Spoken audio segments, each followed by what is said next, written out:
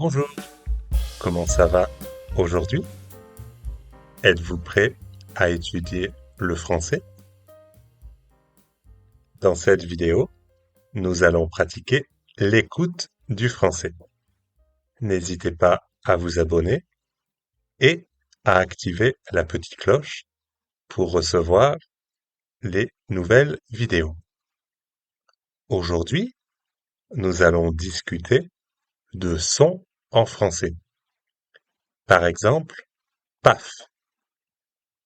Paf est le bruit d'un choc. Par exemple, une voiture qui frappe quelque chose ou une gifle. Il existe une blague un peu stupide. Connaissez-vous l'histoire de Paf le chien? Il a traversé la rue et paf le chien. Une expression à l'oral que j'ai entendue quelquefois est badablo. Mais j'ai fait beaucoup de recherches sur Internet et il n'y a aucune mention de cette expression en français. Mais cette expression était utilisée à l'oral dans ma communauté. Je vous en parle donc quand même. Vous pouvez mettre cette expression à la mode. Badablo. C'est le bruit que fait un objet qui tombe par accident. Par exemple, vous faites tomber votre café par terre et badablo, j'ai encore cassé une tasse. Pour le bruit de quelque chose qui tombe brusquement, on peut aussi utiliser le son patatras. Et patatras, il a fait tomber son téléphone. Aujourd'hui, nous allons faire un jeu. Essayez de deviner qu'est-ce que représente ce son en français. Dites-moi vos réponses dans les commentaires. D'abord, zip. Zip, quel est ce son? Eh bien, zip est le bruit que fait une fermeture éclair. Quand vous mettez votre pantalon, vous remontez la fermeture éclair et zip, pouf. Est-ce que vous savez qu'est-ce que veut dire pouf? Pouf est le bruit de quelque chose qui disparaît. Par exemple, Harry Potter a lancé une potion par terre et pouf, il a disparu. Prout. Prout est l'un des mots les plus importants en français. Qu'est-ce que ça veut dire? Eh bien, prout, c'est le bruit d'un P. Si vous pétez, vous pouvez dire prout. Plouf. Quel est ce son?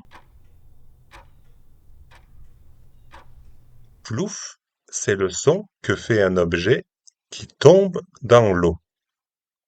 Par exemple, il a glissé et plouf, il est tombé dans l'eau. Dring. Si je vous dis dring, qu'est-ce que c'est? Parfois, on dit deux fois. Dring, dring. C'est le son du téléphone qui sonne. Ding dong. Ding dong, qu'est-ce que ça veut dire? Je pense que vous pouvez deviner.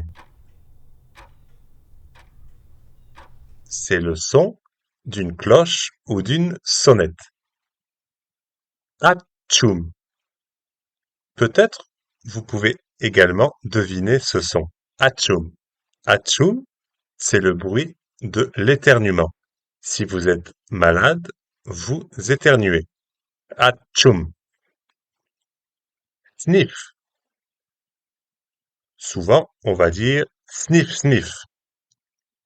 Qu'est-ce que ça veut dire? C'est le son de quelqu'un qui pleure. Par exemple, sniff sniff. Ce film est tellement triste.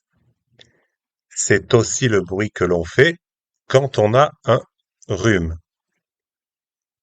Quand notre nez coule, on sniffe. Par exemple, arrête de sniffer et va te moucher. Vroom. Vroom a sans doute le même sens dans votre pays. Vroom, c'est bien sûr le bruit d'une voiture qui roule. Par exemple, vroom vroom, la grosse voiture de Vin Diesel fait du bruit. Finalement, toc toc, toc toc, c'est facile, vous pouvez deviner. C'est le bruit de quelqu'un qui frappe à la porte. On le dit 2 ou 3 fois. Toc toc toc.